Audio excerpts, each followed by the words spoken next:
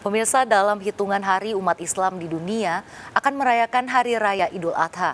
Tidak seperti tahun-tahun sebelumnya, pelaksanaan ibadah kurban tahun ini dilakukan di tengah wabah penyakit mulut dan kuku pada hewan ternak.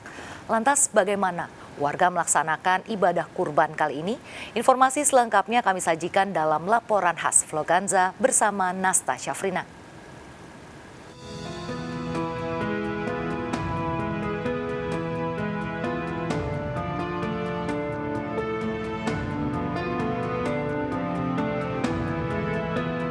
Halo pemirsa Vloganza, gimana nih kabarnya? Lebaran Idul Adha sebentar lagi akan tiba. Namun Lebaran Idul Adha ini sedikit berbeda dikarenakan terdapat wabah PMK yang ada di Nusantara. Lantas bagaimanakah kita melaksanakan ibadah kurban di tengah wabah PMK ini? Yuk langsung aja kita cari tahu.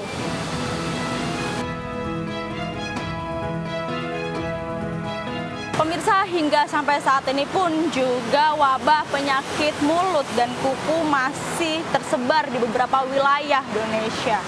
Sehingga hal ini pun juga berdampak pada hewan ternak, khususnya sapi dan juga kambing yang menjadi tidak layak pada saat kurban nanti. Lantas bagaimanakah tanggapan masyarakat? Apakah mereka siap untuk melaksanakan ibadah kurban pada tahun ini? Mari kita tanyakan.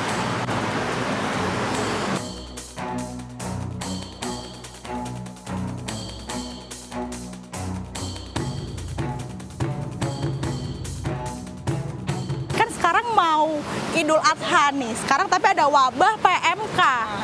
Bagaimana nih Bu? Ibu takut nggak kalau makan daging dengan hewan yang pernah kena PMK ini Bu? Ya kalau secara jujur sih takut, tapi kan kalau diinformasiin dulu kalau itu bahaya PMK ya mungkin bisa pilih yang nggak mengandung PMK-nya gitu loh Mbak. Kita pilih yang, maksudnya dipilih yang nggak ada penyakitnya gitu. Jadi berarti lebih terpilih ya Bu ya sebelum itu ya.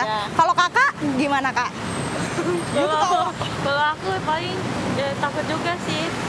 Mungkin pilih dagingnya, pilih juga pilih daging. Oke, berarti sebelum itu mengecek dulu ya Kak ya. Sebelum itu kalau Kakak Haya gimana nih Kak Haya? Iya sama juga, nggak takut juga. Takut ya? Kalau milih-milih juga buat dagingnya. Ibu takut nggak Bu kalau semisal hewan yang Ibu makan nanti itu ternyata hewannya pernah sakit PMK Bu? Kan dilihat dulu dari dagingnya itu masih bagus atau enggak. Yang kalau kelihatannya bagus ya bisa boleh dimakan. Kalau kelihatannya enggak bagus, nggak seger ya enggak dimakan. Nah Mas ini takut gak sih Mas semisal nih berkurban nanti dagingnya terpapar PMK? Iya sebenarnya sih enggak sih, biasanya sih karena kan udah ada badan pengawasan untuk. Jadi lebih percaya ya, apalagi juga udah dikeluarkan sama orang MUI, sudah diperbolehkan juga ya Pak ya.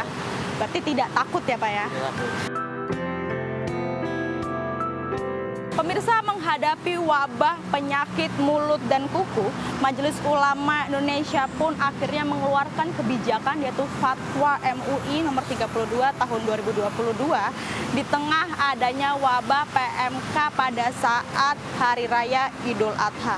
Lantas bagaimanakah syarat yang ditetapkan kepada hewan ternak sebagai hewan kurban ini?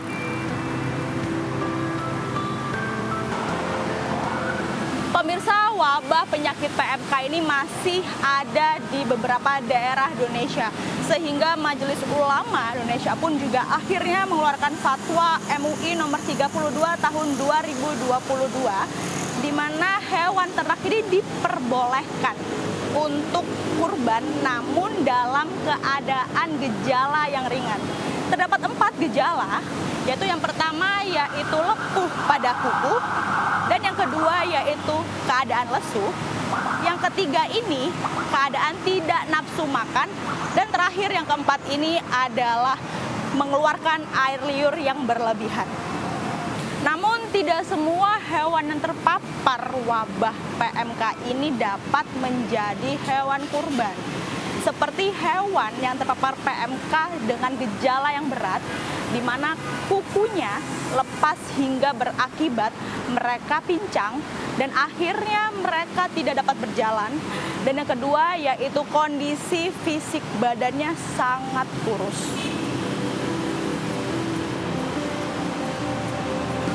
Pemirsa, akhirnya pemerintah pun mengeluarkan ratusan ribu dosis untuk vaksin hewan yang terpapar penyakit mulut dan juga kuku di beberapa daerah yang memang terpapar. Namun meskipun demikian, ibadah Idul Adha tahun ini masih tetap terlaksana dan tidak akan terhalangi. Dan bagaimanakah syarat yang relevan untuk hewan yang terkena wabah PMK ini? Yuk kita cari tahu kepada dokter spesialis hewan. Halo dok, selamat siang. Aku Nasta dok. Dokter dengan dokter Susan ya? Iya benar. Nah gini dok, kan sekarang kan lagi wabah PKM di mana-mana dok di seluruh daerah. Nah sebagai dokter hewan, apakah ini tuh sah nih dok, hewan yang bergejala ringan itu bisa menjadi hewan sebagai kurban? Kalau dibilang sahnya sih boleh-boleh aja ya, tapi dengan syarat hewannya itu udah sembuh gitu atau hanya bergejala ringan gitu kan. Nggak masalah mau dikurbankan atau enggak, yang penting pada saat mau dikurbankan itu hewan benar-benar sehat, udah sehat atau udah masa penyembuhan lah dari gejala yang udah ada gitu. Kalau boleh tahu ini ciri-cirinya itu seperti apa dok kalau yang mau sembuh gitu? Kalau yang mau sembuh itu kan awalnya itu pasti dia kan namanya juga PMK, penyakit mulut dan kuku tuh. Dia bermain di area mulut sama daerah kuku. Jadi kalau daerah mulut itu banyaknya vesikel itu, habis itu erosi atau melepuh-melepuh di bagian mulut sama hidungnya, di cermin hidungnya itu. Sehingga membuat sapi itu hipersalivasi, jadi dia liuran terus-terusan. Itu dari gejala awalnya. Nah setelah itu, kalau udah diobatin, itu vesikelnya itu atau erosinya itu mulai menyembuh dan hipersalivasinya udah nggak ada. Bisa dikategorikan kalau itu dia udah sembuh, namun tidak menutup kemungkinan virusnya itu masih ada dalam tubuh, belum habis semua. Berarti kalaupun hewan yang ini udah sembuh nih, kalau semisal ada yang lebih parah nih gejalanya itu seperti ada contoh gejala yang paling parah nih? Yang paling parah itu sih udah lumayan parah ya mbak ya, itu menyebabkan sapinya itu udah nggak mau makan, udah nggak mau ngunyah sama sekali. Terus kalau udah parah lagi dia main di kukunya sehingga membuat sapi itu pincang dan dia akan rebah dan dia nggak akan kuat untuk berdiri. Rebah, bisa aja masuk angin lagi kayak gitu, kembung, kemudian makin apa namanya gejala-gejala penyakit yang lain akan nimbul gitu. Namanya juga udah kena satu penyakit, daya tahan tubuhnya udah turun kan, pasti yang lain akan diikuti. Oke, berarti untuk saran buat calon yang akan berkurban itu memilih hewannya seperti apa nih dok, biar yang sehat atau bagaimana? Nah, kalau dibilang untuk memilihnya, kita hanya bisa ya memilih dari luarnya ya, untuk melihat bagian luarnya, mulai dari bulu sama kulitnya, cermin hidungnya, mata, mulut, keaktifan sapinya ini, kemudian apakah dia ada cacat atau enggaknya, dan yang penting kita juga harus bertanya kepada penjualnya dari mana berasal sapinya ini. Apalagi sekarang kan lagi mewabah PMK, apakah sapi ini dari daerah yang memang terkena wabah juga. Oke, baik. Terima kasih banyak ya dokter Susan ya buat waktunya.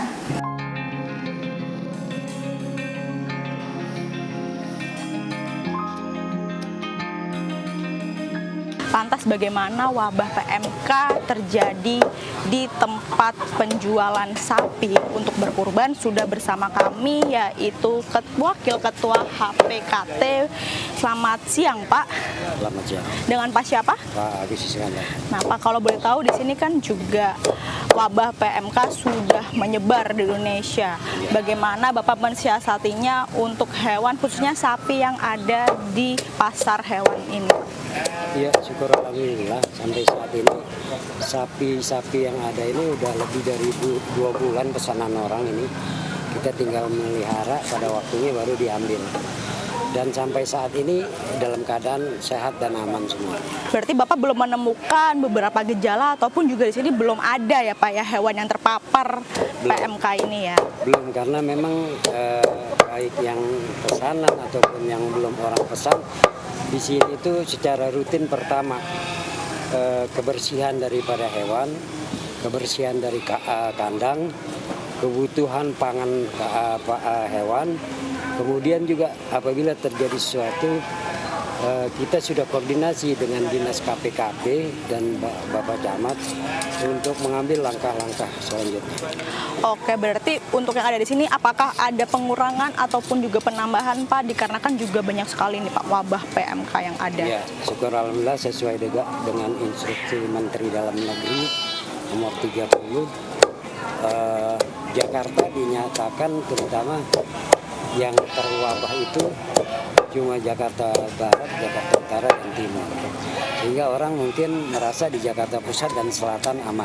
Oke, berarti untuk totalnya pun juga dari tahun kemarin dan juga tahun ini juga tetap ataupun berkurang atau normal, berarti normal ya? Insya Allah normal. Normal ya Pak ya. Baik, terima kasih banyak ya Pak ya. Selamat bekerja kembali ya Pak ya.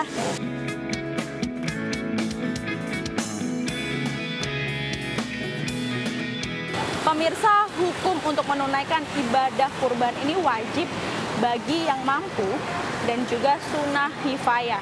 Adapun hal ini pun dilaksanakan mulai tanggal 10, 11, 12, dan juga 13 di bulan Zulhijjah. Hal ini juga tertuang dalam Al-Quran Surat Al-Kautsar ayat 1 hingga 2. Namun meskipun demikian, di tengah adanya wabah penyakit kuku dan juga mulut, masyarakat pun juga masih tetap melaksanakan ibadah berkurban, namun harus teliti dan juga jeli agar ibadah kurban tahun ini dapat berjalan dengan lancar. Dari Jakarta, Nasa Cabrina, Dipo Andi Damar Wicaksono, iNews melaporkan.